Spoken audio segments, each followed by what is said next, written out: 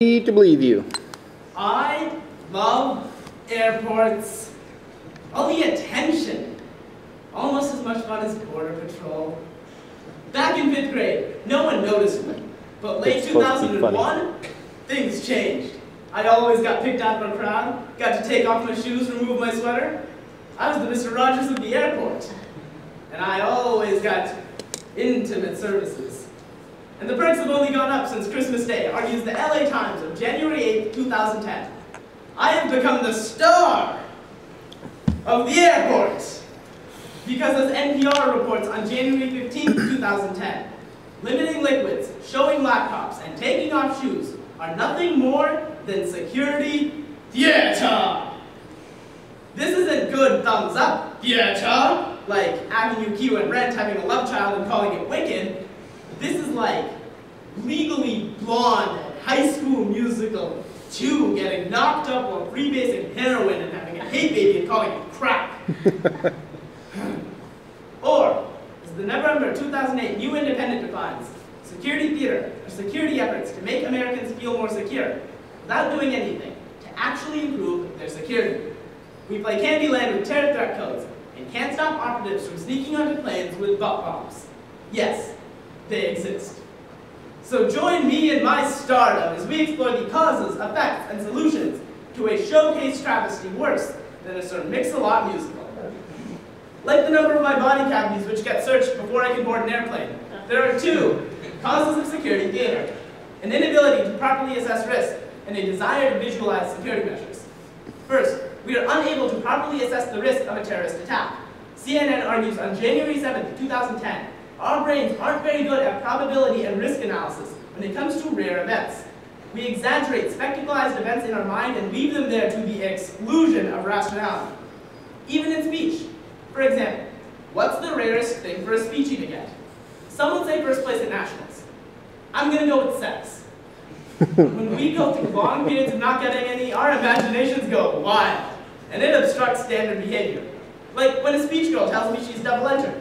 I no longer offer to help sign her in. I say, want to go for triple? His mom approved that.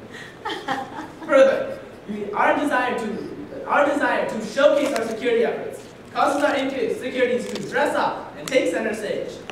Bruce Shiner, security technologist and security theater critic, gives Christmas 2009 2 thumbs down and argues in his January 7, 2010 article that Americans are more comforted by physical and visual security measures. So politicians have an incentive to trade off effective investigative techniques for showy uniformed security guards and full body scanners at airport gates. So Americans walk into an airport and experience nubile body scanners, sensual shoe removal, firm plastic trays. And while focusing on the visuals is all good and exciting at first, remember, even the sexiest drag queen still has a penis. Somewhere. Like the number of TSA agents that owe me dinner for getting too handsy the first time we met, there are two effects of security theater: social costs and reduced security. First, security theater costs us money and civil liberties. The previously cited NPR points out we have spent $45 billion since 9/11 on increasing airport security. Salon.com argues on August 28, 2009, that we waste millions on a futile search for nail clippers and pocket knives that could be better spent preventing terrorists from even getting into airports. The Christian Science Monitor points out on December 29, 2009, even without their effectiveness of increasing airport security fully proven, the price tag of a new full body scanner sits at $150,000. $150,000? That's a ridiculous price for a new full body scanner. I can scan a full body for free right here. What up? I can scan too. How you doing? I can quit while I'm ahead. Our desire for visual security measures leaves us vulnerable and trades off civil liberties with these invasive searches or the alternative, racial profiling. Remember how creepy I was 2 seconds ago?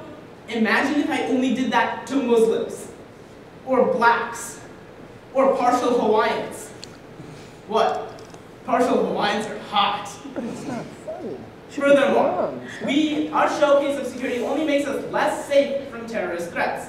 A correspondent from The Atlantic, the newspaper, not the ocean, pointed out in November 2008 that he was able to board a transatlantic, the ocean, not the newspaper, flight with no ID, a fake boarding pass, wearing an Osama bin Laden t-shirt. He was wearing an Osama bin Laden t-shirt. They won't let me on a plane wearing an Obama t-shirt. Americans' irrationalities of 9/11 happening again in the exact same manner prompts TSA to implement reactionary instead of proactive policy. The usual script following a Christmas bomber-like situation is pretty standard. When it was Richard Reeves with the bombs in the shoes, we began to x-ray sneakers. When it was Umar Abdul-Muttalib with the bomb in the underwear, we bought full body scanners.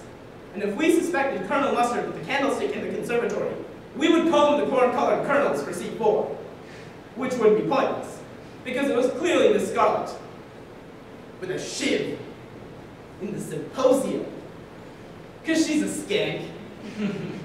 So, when no one can tell or know the difference between threat level red and threat level like a light beige with some dark peach, clearly, security theater is an illusion.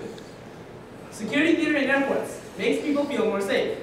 Me wearing this hat in public makes people think I'm a magician. So, let's see what kind of magic I can pull out of my hat. Reject pseudo-security. Reject pseudo-threats. Reject terror.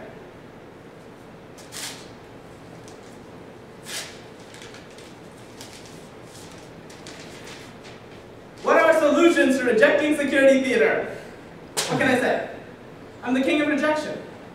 And this is my crown. First, we must reject pseudo-security and demand real security.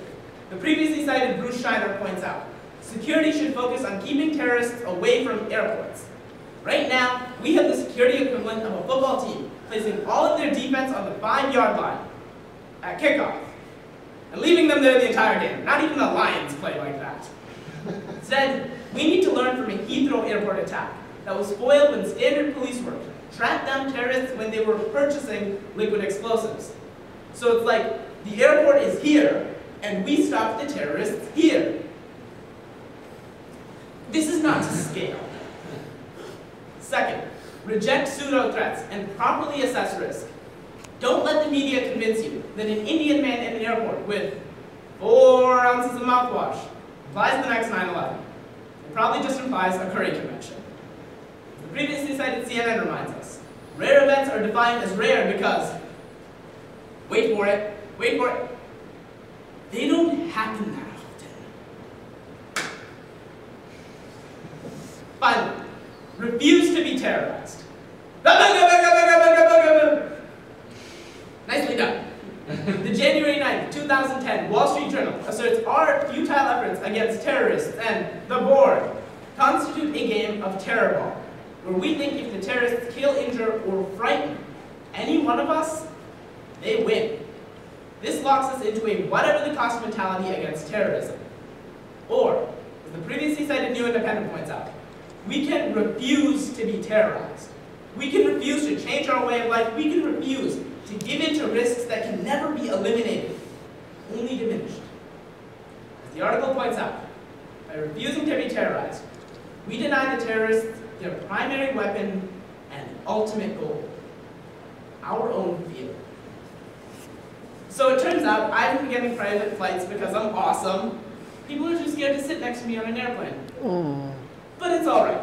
If the past 10 minutes have taught us out nothing else besides the causes, effects, and solutions to security theater, it's that I can pretty well hold the attention of a captive audience.